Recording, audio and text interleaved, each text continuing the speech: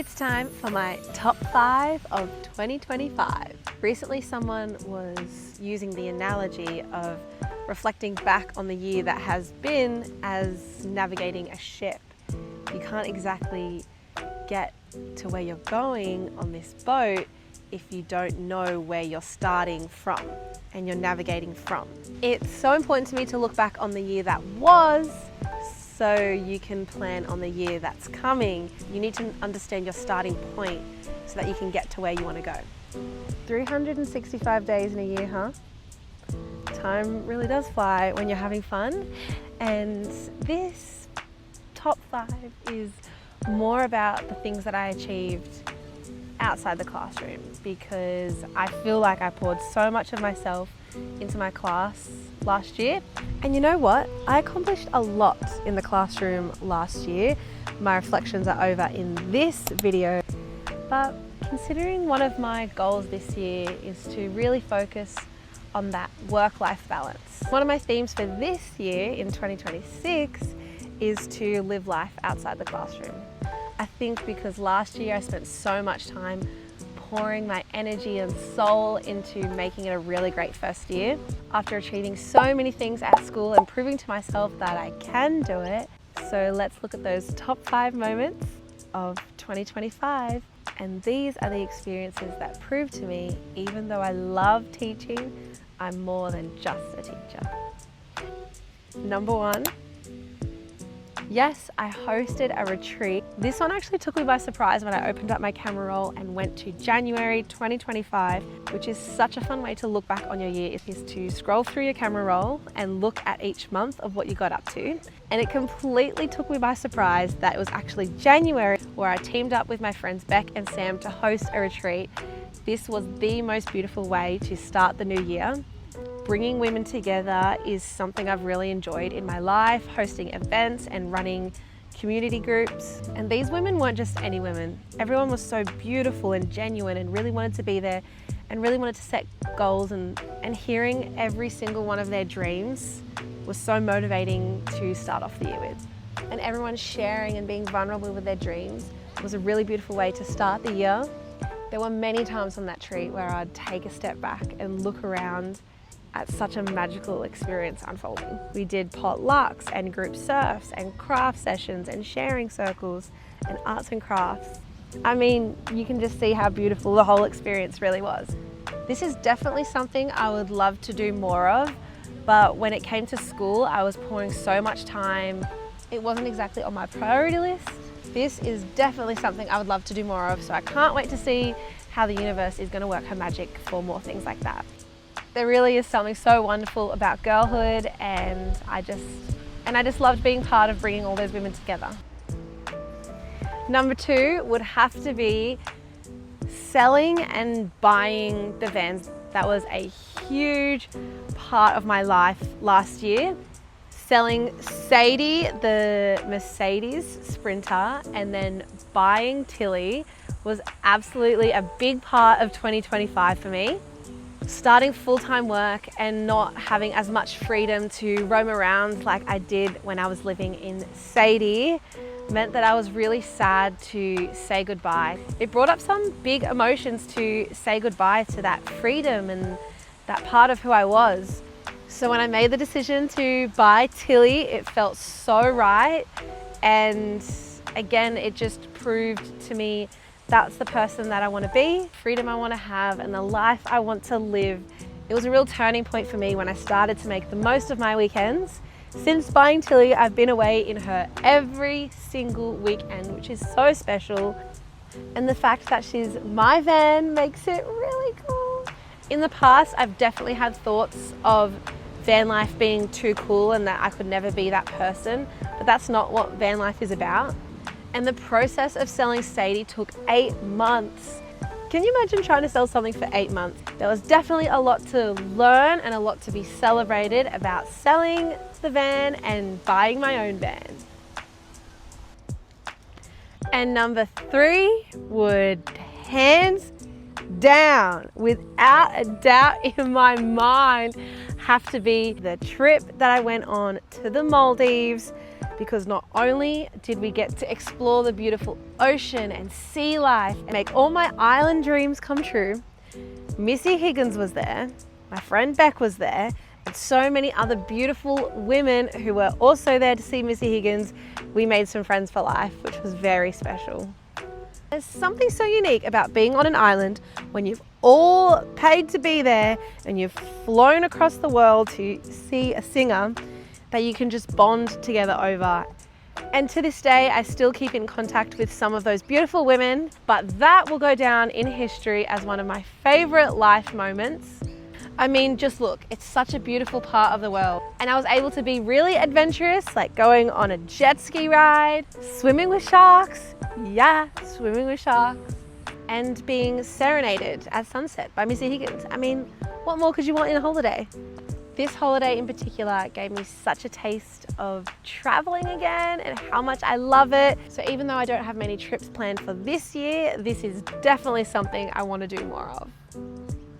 And when I look back at this trip, I was really able to be myself, and then to have others embrace me when I was being myself. It was just a huge reminder to keep living life. And don't get me wrong, it was no secret that we had to pack some 2-minute noodles and snacks with us to make the trip affordable. But I feel like that was a lesson in itself, that you can still experience beautiful things. If you want to do something, you can. It's just, how you set your priorities straight. So can you see why this made it into the top 5? Yeah, that one's unforgettable. And there's something that altered my brain chemistry when the song Special 2 came on, being hand in hand with my friend Beck, listening to the Special 2 and both just crying our eyes out. It was so special. And I can even still remember the day that this holiday came about. I was back in the old van Sadie, and I had found out that we were going to sell, and I was just feeling all the feels of that chapter closing and really seeking something to look forward to. And when this came up, I felt such a calling to go, and I knew straight away in my heart that was where I was meant to be. So I had booked that holiday before I got my full-time job, and I think that was a moment I look back on and go, I did make the right decision to go, even though I had work. Even though it took so much time to prepare everything so that the class could run smoothly while I was away, it was so worth it in the end. And it makes me circle back to the thought of enjoying life outside the classroom, because I definitely did that here. And at number 4, we have becoming an auntie. Oh my goodness, I cannot describe. Where do I even begin to describe the feeling of becoming an auntie? It is just so magical. On one hand, I got to see my brother and sister-in-law become parents, which is special in itself. But when you get to hold your niece, just know that you want to love her for your whole life. So in August of 2025, I think a part of me healed, just knowing that there was this little girl that I was going to love for my whole life, holding her and seeing so many moments of our lives that we'll share together, and then just being really present. There's something about holding a baby when you have to really just stop and slow down, really makes you appreciate the smaller things in life. No pun intended, because she was really small and so tiny. She is just so beautiful and sweet, and it really made the year so special. It meant that I was seeing my family more often. So this is definitely in my top 5, because when this little miracle came into our lives, it was just an unforgettable feeling. Even before she was born, I always thought that they're going to make amazing parents, and I can't wait to be an auntie. So the fact that it's actually come to life, it really is such a unique feeling being an auntie. And I'm just going to love her forever. Forever. And coming in at number 5, last but certainly not least, was doing Tough Mudder. I cannot explain to you how much fun and struggle that coexisted at the same time on that day. I had so much fun, and I went with such a good crew, which I feel like really helped, because they were always cheering me on, especially when I thought mentally I couldn't do it. Physically, there was a lot of things that I couldn't do, and mentally that can really bring you down that you're not good enough or you can't do it. So to look back on 2025 and know that I've achieved this, it just proves how much resilience I do have, how hard I've worked to have that much resilience. And there's so many times since doing Tough Mudder that I've thought, well, if I could do that, this is a piece of cake. If I can make it through all these obstacles, yeah, this is nothing compared to that. It's also given me this drive and goal to look forward to for 2026 because I would really love to go back. I genuinely had no idea what I was getting myself into when I signed up. The friends that were going, they're just so fun and such good vibes. They're always doing really cool things. So when they invited me to come, I didn't think twice about it and just booked a ticket. I was like, oh, if they're going, I really want to see them and I'd just love to do that too. So I booked a ticket and didn't really look much into it. The night before, we all went and met at a pub and we were looking into some of the details, and then that's when it clicked to me. My brain was like, what on earth did you sign yourself up for? But it is definitely something that I do not regret doing. I came back with such a fire in my belly to be a better version of me. I feel like over the years, I've really focused on what it looks like to work on myself mentally and in my heart, that I've really neglected working on my health goals. So I can't wait to focus on those in 2026 as well. And so if you haven't done a Tough Mudder, I couldn't recommend it more. If you've done a Tough Mudder, you'll know what I'm talking about. And if you haven't, get your supportive pals together, get a really fun group, and definitely try out a Tough Mudder. I walked away feeling so weak, but I've never felt stronger in my life.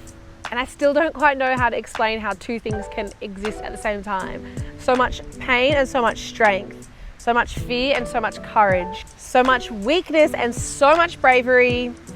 It brings the biggest smile to my face that was something I completed in 2025. I feel like it kind of deserves its own video so I can go into more details. I could talk about it all day long, but I don't have all day long. That is my top 5 of 2025. It was really fun to reflect back on those 5 things that brought me lessons and joy and learning outside the classroom. So I can't wait to see what 2026 has in store for me this year.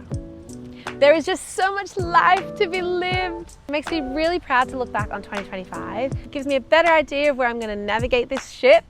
So comment something that you achieved in 2025, and I can't wait to see what else we get up to this year.